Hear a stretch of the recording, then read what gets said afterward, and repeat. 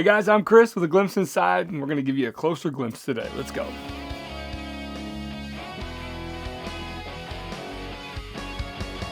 So before we actually make this package, I'm selling my old blue Penguin CNC. Okay, more details about that in a little bit. So over the past few weeks, there's been a few questions that have come up, and I figured I would answer them here. Mainly about the other channel and how things are going with the business and whatnot. The reaction to people thinking that I should still be in the DIY space doing things in a garage, and my thoughts on that. So without further ado, we're going to just start with this thing right here. This is pretty simple. These are, if I can even, yeah, I can get them off. I'm not sure if you could tell through this clip, but I think you can. This is kind of a layered laser Rhino, right? It's got quite a few, different, I'm not sure what the term is. Anyway, whatever it is, I cut these out using what is it? I guess it's a service called Creative Fabrica. It's where creators can put their digital art on there, and you can subscribe per month to access it for free, or you can go there. I'll put a link down below, creativefabrica.com. You can go there and download various SVGs and artwork and pay per piece if you like, for like $1.99 or $2.99. I pay per month. I think I pay $20 a month for the service, but I downloaded a lot of stuff from there. A lot of it I just cut on the laser and have fun with the kids with, stuff like that. But this is a kind of layered Rhino that I experimented with, and this guy was a chameleon, and I put too much of a dark resin in there, and it just didn't come out that great. But I have them up here. I get questions about these more often than you would realize. And that's what those are. All right, so next topic. So, Chris, your content's changed. You've gone from being really relatable in the garage to somebody who has all these machines, and now you're manufacturing. Well, I'm going to tell you right now, I'm still that same guy in the garage. I just had to do this, right? I explained in a previous video on the main channel that I've been just overjoyed with the fact that we did $150,000 in sales last year. 2023 was pretty damn awesome. And so that being said, we are still very much a month-to-month company. It's not like this is a net number. This is a very gross number. All told, shipping supplies, having inventory, wood from, it's crazy. I mean, I probably took home less than half of that. So that's not a whole lot to feed a family of 5 here, but we're able to make it work, at least for the time being. We hope to continue to grow. Thing is that I'm not going to be that same relatable DIY guy in the garage anymore. That's not the trajectory in which this path is leading me on. And, a lot of makers have done that path as well. I mean, I'm not going to name them, but you've seen people in their garages, and now they're building these massive shops. Now they have a business, and poof, it goes crazy. So what is the direction of the new direction I'm having for the main channel is basically to kind of innovate and do things to help you guys get organized, and maybe make things you don't feel like making. And hopefully that adds some value to you, especially like these upside down sander holders. This is definitely by far my number one, if you don't know what it is, my number one selling product here. It's a series of about 7 pieces with the hardware to match, and it holds random orbit sanders upside down for you to make them a precision tool with 2 hands. Especially small part sanding. It works pretty well. Anyway, that being said, that's kind of the direction we're going. Now, I do have a question for you. I'm thinking about a hybrid approach. Okay, I'll give you an example. I need to redo the kitchen trash can extendable drawer situation, right? We have a drawer slide situation that has just seen better days. It was the first project I did in this house in 2015, and with everyone using it every day, multiple times a day, the drawer slides are bad. It's kind of sagging, but there's 2 trash cans nestled within like a small box, and it's attached to a cabinet door. I was gonna, my instinct right now is just to go run it in CAD and just, design it, cut it, and then install it. And of course I was gonna make a video about that, but I'm thinking what I probably should do, since this is the second channel, I'm giving you a closer look here. I'm thinking about doing the whole thing with the table saw, brad nails, and all that. Just simple garage stuff. And then halfway through that video saying, by the way, I designed this entire project in CAD. If you want the file, if you have the means to cut it out, here it is. Give that example too. But that's just an idea. And again, I'm asking this audience because I think you guys are going to shoot me straight and be very honest with me. So I appreciate your feedback on that. And that's kind of the direction that we're going these days. Okay, I get this question quite a bit, especially in DMs. You know, I have a lot of pieces in this shed. How do I figure out what goes where? How do I ship it out? Make sure it doesn't drive me insane, keeping everything organized. I'm going to show you my thought process on how to put items together here. So let's do a little kind of, you know, packing montage real quick, and I kind of give you my thoughts on this. You know what, scratch that. I'm not going to do a montage. I'm actually going to talk with you guys in real time, kind of what I'm doing. All right. All right. Yep, it's a computer screen. I'm going to show you this kind of random order here. We have Birch tool holders. We have 6. We have Birch tool holder XL. I have 2. And of course, a box of 90s with 1. So how do I put all that together? This is kind of my Birch tool holder area. I have backs, I have corbels, and I have the actual tops. So I know I need 6 backs for the standard and 2 for the XL. They have the same back exactly. The XLs are right here. I'll have 2 of these. I'll put these aside. The standard Birch tool holders are here, and of course we have a box of 90s which are back here. Kind of what these look like. These are 90-degree pieces, and they come from the insides of these clamp assists. Okay, all right. Oh yeah, I need corbels as well. All right, so you have options to pack this stuff up, right? I have quite a few here. I try to be as, I don't know what the word is, I guess earth friendly as I possibly can. And I tell you this holding bubble wrap, but every once in a while you need something this protective to ship something. And so I have that option to basically, you know, fill up and kind of make on demand the bubble wrap with the machine over here. Something really cool is bubble craft paper. You can tell, look at this, it like goes into a, I guess it goes into a mold with a bunch of, you know, discs on either side, and it presses and boom, and then you get this crazy looking bubble paper. This is actually really nice, and I'm probably going to end up using it for this job here. And another option is paper wadding. Now this is, if you can tell, this is a bunch of just almost like wispy tissue paper. I wouldn't even know what to call this, but they kind of somehow sandwich it together. It's perforated every 12 inches, but it's also perforated in the middle. This comes in handy too, so you want to kind of have some options available. But let's get going. Okay, to make things not so thick, if you have longer, kind of narrower boxes or shallower boxes, this is the technique I'm going to use. I do have kind of taller, fatter boxes I could use, but you know what? You just kind of pick and choose what you want to do. So what we're going to do is we're going to first take a piece of craft paper that we have over here on these dispensers and lay it down. I'm going to take the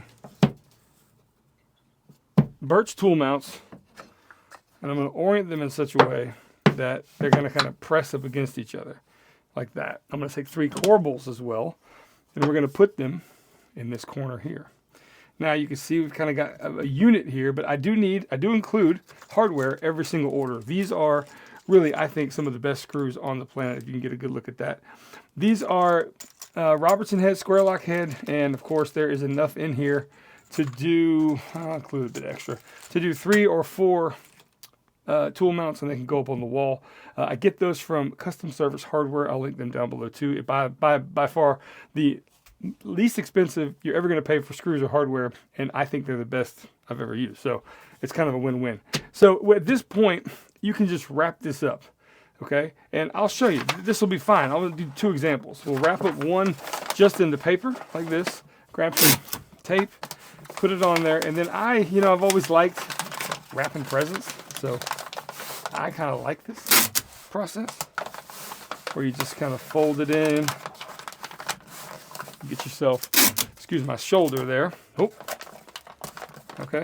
So now you've got yourself kind of a cohesive package there. Now the other thing that you can do, which I think adds a nice touch, is add a section of kind of protective barrier. Now, I'll do the same thing. Same exact thing with the Birch tool holders. We'll lay them in. We'll put this down just like before. And then, of course, there's 3 corbels and the hardware. All right. And now that that's kind of, again, a unit we can work with, I fold over the bubble paper first, and then the craft paper on top of that. Pull it as tight as you can. Again, a little bit of tape there. And then this process, I've always, like I said, Always enjoyed it. And we're just kind of, you will get faster at this the longer you do it. I promise you that. Okay, so now we have what I think is a more protected package, but also I'm really big on the unboxing experience. I don't have professional packaging.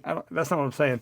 I don't like have things made to pack my products in. I just do it on the fly. But I think this is a pretty good representation of caring about your product, especially when you're making it yourself, right?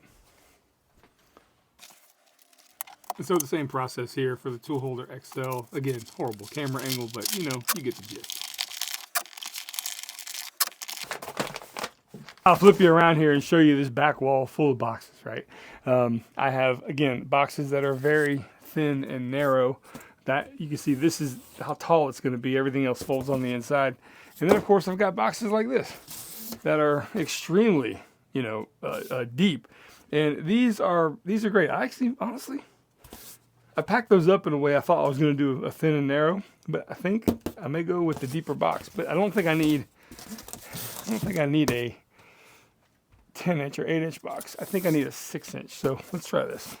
One of the coolest things that I have here is this tape dispenser that has a water reservoir that you just pull out how much tape you need and it gums the back for you and you're good to go.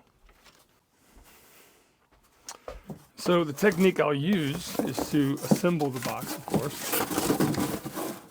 And to give me a little bit of help, I go for some packing tape in a dispenser to kind of keep it there. Then I'll pull that tape out and line it up just so. Pretty easy. Flip it over. Now, since we've got our things wrapped up, packed up, ready to go, we're going to go ahead and place them in. I'm pretty sure I can, yeah, maybe put those there. Those look good. And there we go. Are we good? Yeah, we're good. So what you want to do here at this point is you want to keep everything from shifting around. You don't want this moving around. So again, back over here. And this is recycled 40-pound craft paper. Pull out about 4 feet.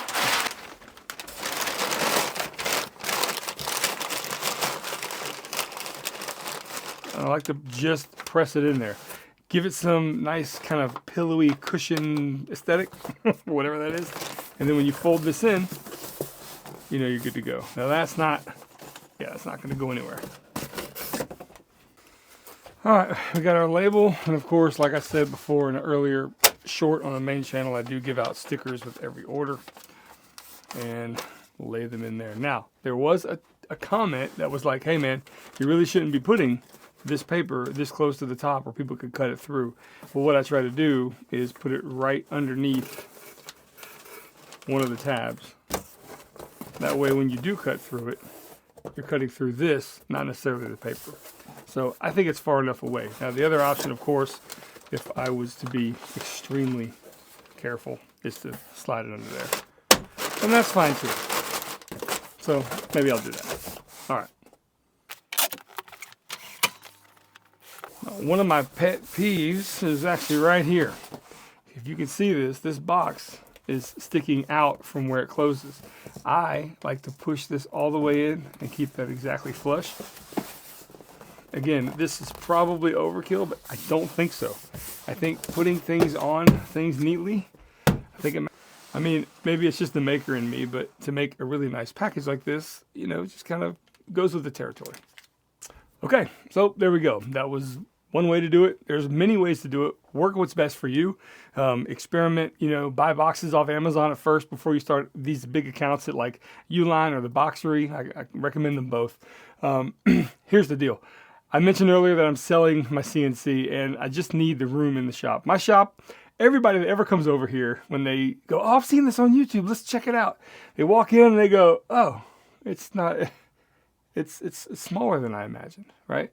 And trust me, you know, that's not what you want to hear about your shop, is it? But it's true. It's a smaller footprint. Granted, I know there are people working out of one-car garages. I was that guy. You know, I was that guy 15 years ago. Everything was on wheels, had to bust out the canopy tent in the driveway. Man, that was a long time ago. But either way, I need the room. So I have a Gen 2 Penguin CNC that I am selling. Brand new, these machines are 10 grand.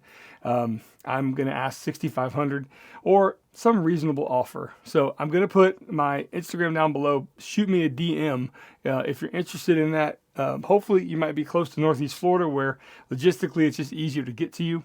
I've got a couple of people here who have bought some things off Marketplace from me who are interested as well, which is pretty cool, but nothing concrete yet. So as of today, which is the 31st of January in 2024, I am selling the CNC that started this business, because the folks at Avid were so gracious enough to want to be a part of our growth and what we're doing here, and they graciously accepted me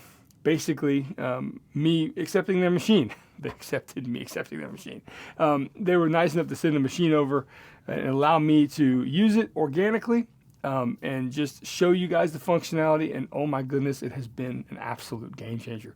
The fact that not only is it bigger, it's robust and powerful, and it's accurate. It's great. And the fact that you're able to build your own machine from the ground up with a kit is insurmountable in terms of what knowledge you get on how it all works. I have a knowledge now of how this thing works that I just didn't before, and I'm better for it. So definitely check Avid down below as well. Yeah, I'm selling the old one. So if you want to make me a serious offer, shoot me a DM on Instagram. That's all I got for this video, guys. Thank you so much for checking it out. This is a much more slower paced, much more honest approach. I mean, not that I'm lying to you guys in the main channel, but that's not what I mean. But you know what I mean. I kind of dumb it down a little bit here and just take it slow, take it easy, kind of give you guys some insight on really what's kind of going on without not to say I'm a major producer here, but it's the major production of a main channel video, which really isn't all that much because, you know, I mean, hey, it is what it is. But you guys are awesome. I appreciate everyone here on this channel. If you're watching this right now to this point, you're a fan, and I can't tell you how much it means to me. Again, everything's down below. I'm selling the CNC. You know, I got products for sale that helps keep us afloat, keeps food on our table. And if you want to go even a step further, I've got a Patreon account as well. I don't talk about it very often, but I will mention it here that I now have about 10 members in the highest tier, which is the $50 tier per month. But what that gets you is 50% off everything on the website, except for router bits, because those I'm still not working the kinks out, but I still pay a good amount for those to sell them to you as I have them manufactured. I don't manufacture them myself.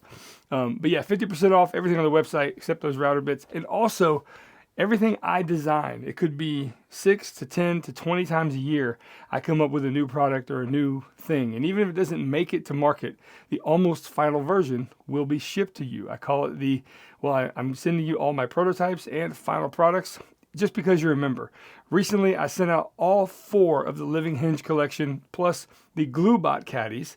I sent everything out to all those $50 patrons, and it's a cool experience. I've started really awesome relationships with some of those guys, and I really appreciate them as well. So if you're one of those members, you know who you are.